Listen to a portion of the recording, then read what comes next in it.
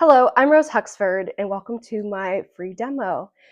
So if you've been following me on Instagram or even Facebook, you probably recognize and know that I use chia eggs to substitute eggs in a lot of my recipes. The reason is it's not because I have a food allergy, nor my family has an egg allergy, but it's for people who do have those sensitivities towards eggs or who are looking to just increase additional nutrients in their baked goods. And that's what I like to use it for too. I love eggs, don't get me wrong, but if I can add additional nutrients like omega-3s, additional protein and fiber, which is what chia seeds have. Chia seeds are just amazingly good for you.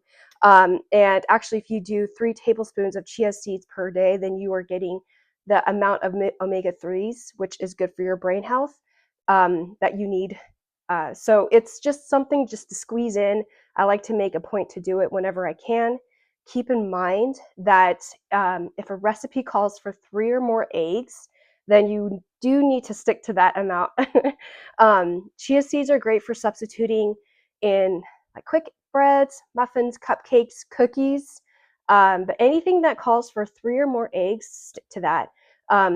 Eggs are critical in baked goods and have a lot of additional, nutrients, but for structure and for texture and even some flavoring too, eggs are just fantastic. So there's a reason why eggs are important, but when it comes to substituting eggs, there are several people that, have egg allergies or just looking to do alternatives for healthier benefits.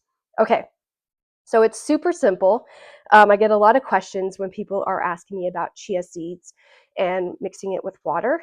On the wet internet, you can use hot water or use cold water. Personally, I use just cold water. This is not hot.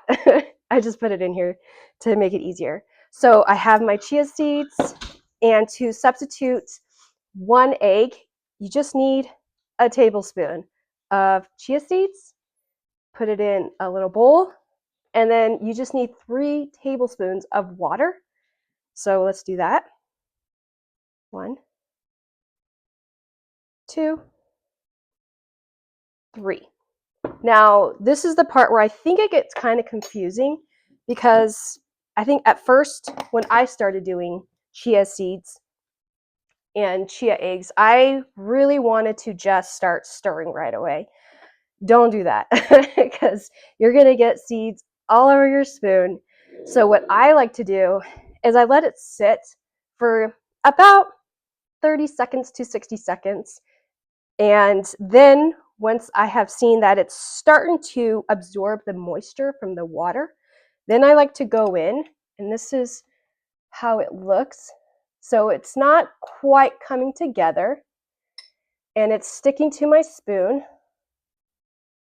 So I want to let it sit just for a little bit longer, and then I will go in and do my first initial stir.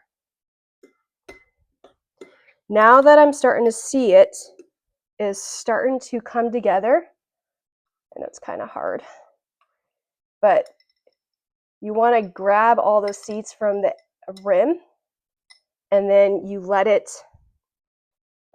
just sit.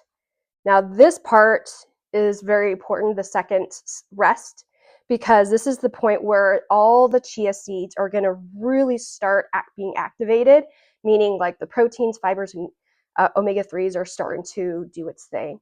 And it's going to become more of like a gelatin, and that's the chia egg. And chia eggs replace eggs, more like like the gelatin part of it is what replaces the egg. And that helps to keep baked goods very moist. And it just is kind of like a miracle. And I find pretty incredible how it can just replace an egg because of the gelatin part of it that is, mixed with water. And okay. So if you can see, it is now more like a jelly. That is your chia egg, and that's it. This replaced 1 egg, and now you can use it in like chocolate chip cookies. You could use it in any muffins that you like to make with. And if you are trying to maintain moisture, that's also when I want to use a chia egg versus like a flax egg. So you got to think about what you're making. And if your baked good needs to stay more moist, chia eggs is what I go to. If I'm using something that is going to be requiring more moisture, like some muffins require a bit more moisture, I will use a flax egg to help absorb the additional moisture. So that way it is not going to be dense. It's actually going to help support the extra moisture that has been included in those muffins. But for this sake, for the chia eggs, cookies are one of the best ways to add chia seeds to them. Um, and a lot of muffins and quick breads, like I said, cakes, because you want to keep the moisture within cakes and even cupcakes. So yeah, I'm going to let this sit in the fridge for a bit, and I'll be making some chocolate chip cookies today. So I hope that helps. If you have any questions, never hesitate to reach out to me. I'm at bonasantebakes.com. So check me out there, and hope you have a good day.